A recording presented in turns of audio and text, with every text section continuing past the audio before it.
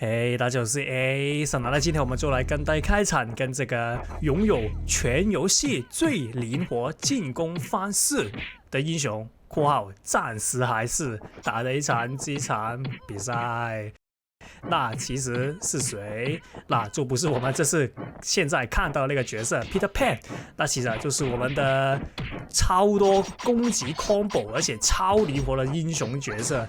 提爾啊，对，那因為眾所周知啊，提爾他不論是他的那個 combo 可以不停的透過不停的滴來制作超多 combo 的一隻角色，而且他的進攻方式啊也是非常之快的，因為這是有關於他的那個抓起手式啊。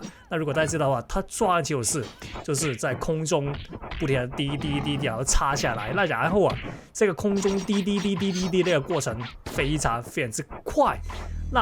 但是為什麼我會說是暫時還是啊？那因為啊，在韓服啊，他們已經把提爾的空中滴那個速度啊減低了非常之多。如果用他們的語言來說，就是他把這個提爾的跳滴那個功能啊，再不吃這個角色的速度所影響，就是永遠啊都是零速度的一隻角色，它的跳滴，那就意味着提爾的抓人的難度啊就會提升到非常之高了。那因為現在很多玩家都會用這個提爾的速度來增加它空中滴的那個速度，從而提升他抓人的幾率跟這個機會的。但是為什麼我會說提爾還是暫時擁有全遊戲最靈活進攻方式的一些英雄？那其實又是關於我昨天所說的那個題目一樣，因為啊，印尼服它的更新速度非常之慢。它如果真的要仔細算的話，基本上它會比這個韓服的更新頻率啊慢半年左右。对，就是它的英雄的平衡的更新通常都會慢個半年。所以的話，現在還是這個擁有全遊戲最靈活抓人方式的英雄啊，在印尼服裡面。对，那提爾的玩家可以暫時不用擔心，那因為印尼服啊應該還有2個月左右吧才會更新。那如無意外的話，在9月的那次更新啊，應該是會追上現在韓服那個進度的。如無意外的話，那我也希望是真的會跟上韓服的那個更新進度。那這個也是我所期待的。那再說個題外話吧。那如果你是一個會員觀眾的話，你應該知道我的那個頻道啊，會員頻道，我經常都會把機場的影片早一天公布在這個會員頻道裡面，讓一些會員觀眾可以提前看到了。那但是為什麼這2天啊，那些會員優先影片都發得那麼慢，或者是甚至是沒有？那其實是因為最近我在弄第400集了。因為大家知道的話，每100集在我這個頻道都會有一個比較特別的一個影片吧。那最近我在弄這個400集，對，如果大家有留意的話，原來這些精彩影片已經不知不覺啊來到第400集了。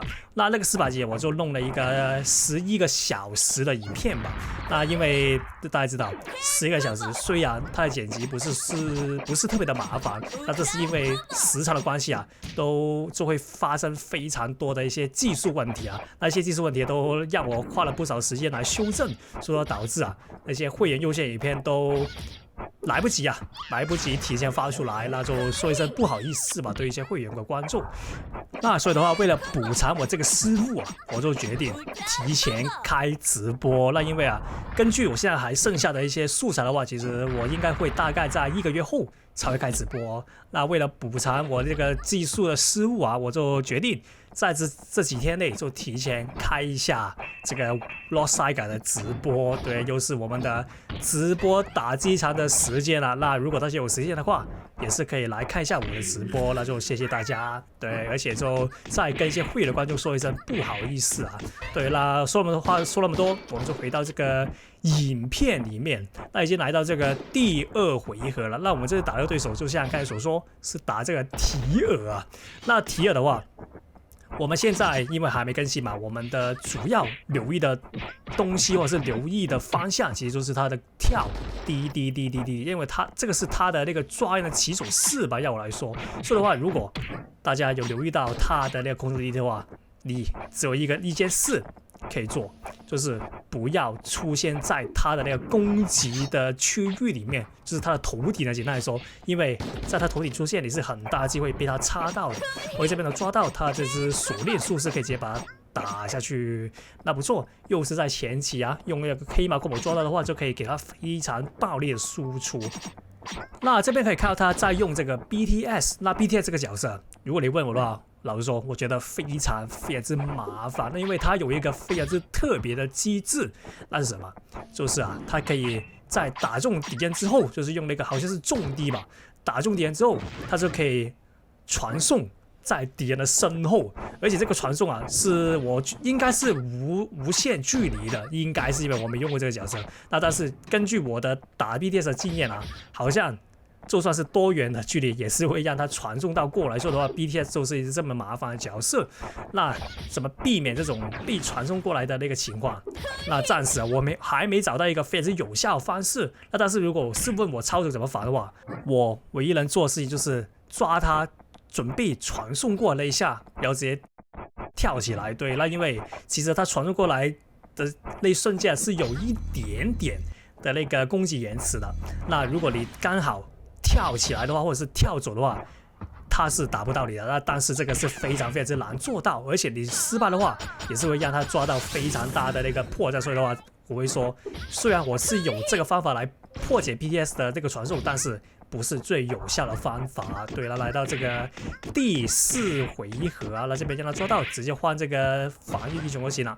那可以，那好險沒有變大，那不然的話變大跌了下去的掉下去裡面是換不到英雄啊。所以的話，這裡也算是蠻好運啊。OK，這邊又讓他抓到，那這個開頭啊，那個第4局的開頭打得非常之差。那我們唯一能做就是把那些主力的攻擊都壓在比較後期的技能階段裡面。那但是我們前期啊，這個技能階段還是要打的，那我們就打得比較保守一點。那因為現在的開端打得非常之差，那如果面對這個提爾的防護盾的話，你要怎麼做？那其實2個做法：一，如果你真的被困在裡面的話，你就只能做的事情就是不停防禦他的攻擊，那是第一點。那2的話，如果他的那個壓迫，就是你被困在那個防禦盾裡面，而且對面是沒有壓過來的話，你啊是可以利用這個歹徒來進行這個破盾的，因為他其實那個盾啊的血量好像很少而已，好像5滴還是6滴血吧，就是打他5-6下他就爆了。那歹徒那個子彈剛好是5個子彈，所以射1到2下左右就爆了。所以的話，歹徒也是一個非常好的破盾的方式啊。我這邊來到技能階段了，那剛才那個 SD 就直接讓他那個攻擊的節奏瓦除了，對，就是瓦解了。那這邊都讓我血量就跟他拉的差不多。那 OK， 這邊的話我們就想一點，不要打那麼進取。那這邊抓到，把它直接打下去。那我們就不要做一些太多的額外攻擊了。所以你看到我黑毛 combo 啊，打個3下就收手了。OK， 這邊呢讓他 BTS 打到，那我們想一點，直接，哎呦，這邊可惜。那我本來是想抓他傳送過來那一下。